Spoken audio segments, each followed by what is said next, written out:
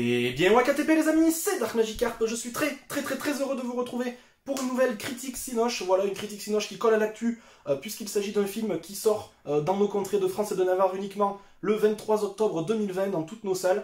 Je pense que ça sortira quasiment dans toutes les salles, ça ouais. La suite d'un film qui était paru, je crois, en 2017 ou 2018, je me souviens plus exactement. Un film que, bizarrement, j'étais un des seuls à ne pas avoir trop aimé. Voilà, je l'avais pas trouvé catastrophique, je l'avais trouvé tout juste correct, mais j'avais pas trop compris le succès retentissant autour de ce film.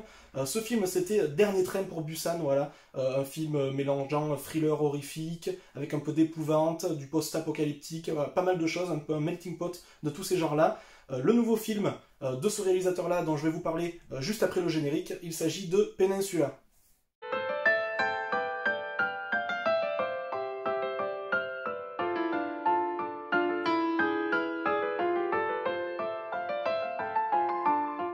Donc Peninsula qui sortira dans nos contrées le 23 octobre 2020, voilà, petite particularité, il y a eu énormément d'avant-premières sur ce film, puisque c'est un film qui est en lice au nouveau Festival de Cannes, et comme à l'accoutumée, on a le droit à une avant-première assez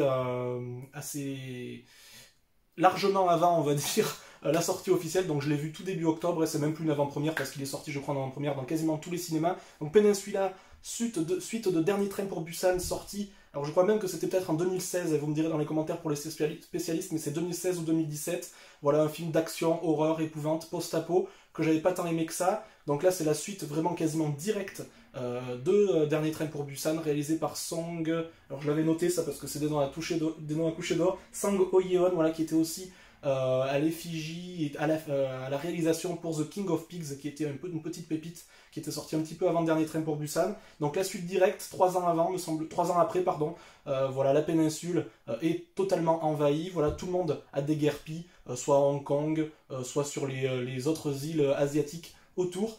Mais un petit groupe doit absolument revenir en Corée du Sud, donc sur la péninsule, d'où le film Peninsula, pour récupérer, voilà, un butin qui a été égaré dans un camion, et va devoir faire face, voilà, à une horde de zombies, mais aussi à un groupe d'humains qui a réussi à tenir tant bien que mal, voilà, qui a résisté un petit peu à l'envahisseur, pardon, comme au temps des Gaulois, et qui est peut-être même plus agressif et plus difficile à manœuvrer, entre guillemets, que les zombies en eux-mêmes. Donc on va suivre ce petit périple-là, 3 ans après les événements de Dernier Train pour Busan, réalisé donc par un réalisateur qui n'est pas néophyte, mais qui n'est pas très connu. Voilà, on va pas non plus parler non plus du casting, du roster, ça sera ni un point positif, ni un point négatif pour le coup, le roster, parce qu'il est trop peu méconnu. Voilà, les noms sont biscornus et bizarroïdes, bien évidemment, mais ce sont en plus des acteurs coréens très peu connus. On connaît beaucoup d'acteurs coréens qui ont joué dans de nombreux films mythiques, notamment de Park Chan-wook, mais ceux-ci ne sont pas du tout connus. Voilà, c'est presque de la série B pour moi, donc on s'attardera pas là-dessus. Donc on va commencer tout de suite avec les points positifs.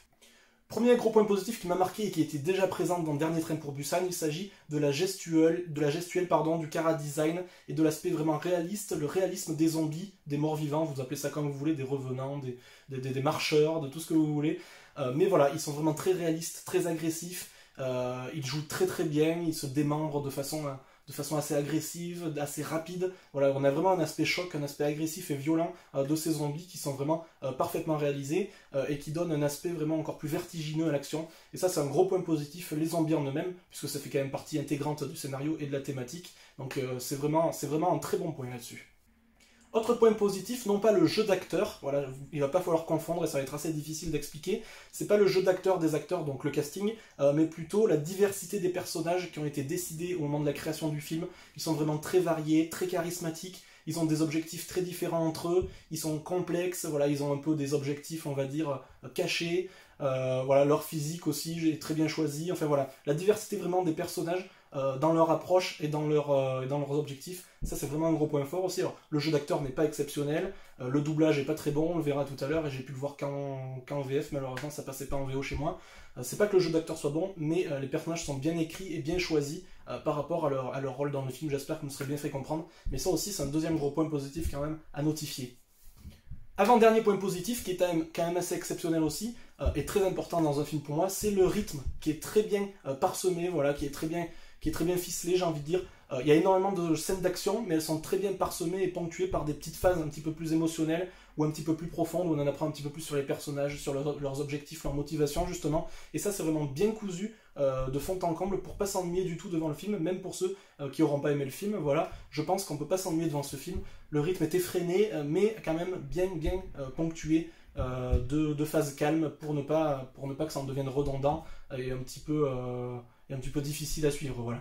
Dernier point positif, et vous allez voir qu'il va avec le prochain point négatif justement, je trouve que les combats physiques, alors vous allez voir à l'instar, non pas à l'instar d'ailleurs, justement à l'inverse on va dire, des phases de combat en voiture et en véhicule, vous verrez, les phases de combat physiques et les phases de fusillade, voilà les combats physiques, les combats à l'arme blanche, les combats à l'arme voilà, pampan, pistolet, revolver, carabine, tout ce que vous voulez, c'est vraiment bien fichu.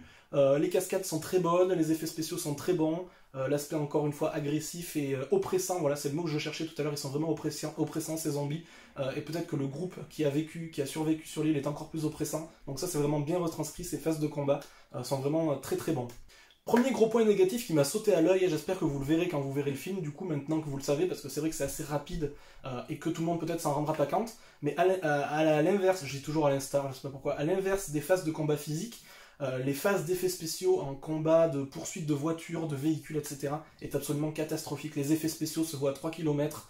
Quand un véhicule rentre dans une horde de zombies, on n'a aucune sensation de lourdeur, d'agressivité, d'impact. Vous allez voir, pour moi c'est catastrophique. On voit que c'est modelé à l'ordinateur. Les véhicules, on voit que c'est des faux quand il y a des phases vraiment agressives et chocs. Enfin, pour moi, ces phases-là ont été catastrophiques. Il y a énormément de courses-poursuites et de phases d'action et de combat en véhicule. Et pour moi, ils sont totalement loupés. Voilà, Mad Max Fury Road a absolument rien à envier à ce film-là. C'est juste une catastrophe. Ça m'a sauté aux yeux. J'espère que vous le verrez aussi. Vous me direz dans les commentaires, pour ceux qui ont déjà vu le film, si vous avez fait attention à ça. Mais re-regardez bien tout ça, faites bien attention. Et quand on y fait attention, c'est vraiment catastrophique. Le plus gros point négatif de ce film, et j'aurais peut-être dû même commencer par ça, je vais m'y atteler dessus, j'espère que les gens seront restés jusque-là, c'est le scénario vraiment lambda, basique. En fait, ce film, c'est, pour résumer, voilà, ça sera peut-être même le résumé, c'est un long épisode de Walking Dead, un petit peu plus fourni, un petit peu plus, on va dire, profond, sur un laps de temps très court. Voilà, c'est un épisode, en fait, d'1h50 ou 1h45, je sais plus combien de temps il dure, de The Walking Dead. Voilà, c'est le même univers, c'est les mêmes motivations, c'est la même ambiance, c'est la même ambiance sonore aussi. Voilà, c'est vraiment un gros épisode de The Walking Dead. Vous me direz ce que vous en pensez, mais pour moi, c'est ça. Alors The Walking Dead c'était sympa sous forme de série, etc. Mais de voir ça au cinéma ensuite de Dernier Train pour Busan qui avait quand même pour gros point positif son ambiance, là on retourne sur du basique de chez basique. Alors je pense que ça va vraiment plaire au tout public. Voilà, le tout public qui cherche un film de zombies, tout ce qu'il y a de plus classique entre guillemets et bête et méchant.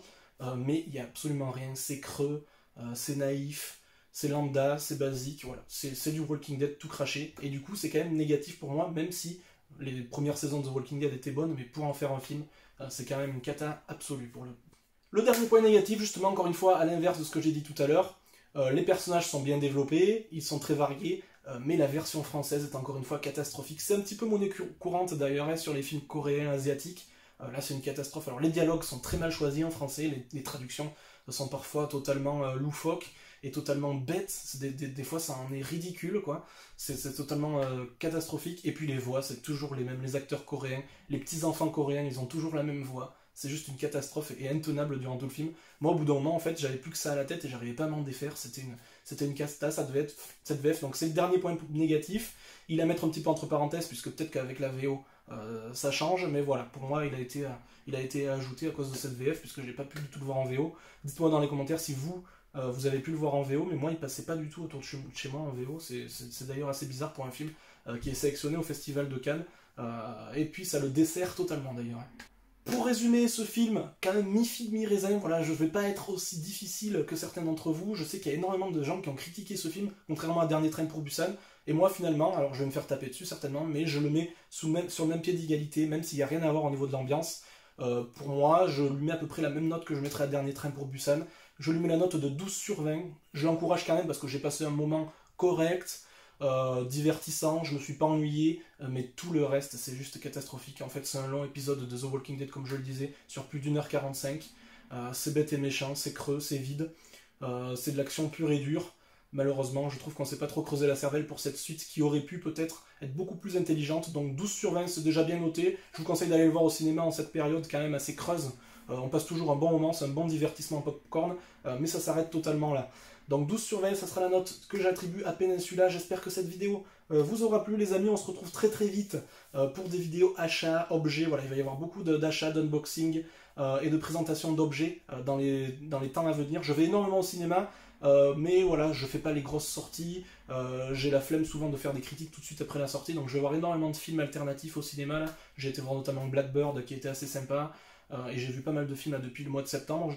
Même si voilà, je ne rattraperai pas bien sûr mon retard que j'avais pris sur l'année 2019, mais je pense quand même pouvoir voir entre 20 et 25 films, encore une fois, cette année au cinéma. Donc beaucoup de critiques de cinéma qui vont passer à la trappe, mais à l'avantage des vidéos matérielles, entre guillemets. Donc dites-moi dans les commentaires si vous comptez voir ce film, si je vous ai bien conseillé ou pas, si ça vous a un petit peu conforté dans votre idée. Ceux qui l'ont vu, n'hésitez pas à me donner vos avis tranchez dans les commentaires, et ça fait toujours plaisir. Le petit pouce bleu ou le petit pouce rouge, vous faites encore une fois ce que vous voulez, vous êtes les seuls décideurs de la chaîne, et vous le resterez à jamais, les amis. Merci à tous ceux qui continuent de me suivre. Plus que jamais, sortez couverts, portez-vous bien, et puis salut, salut!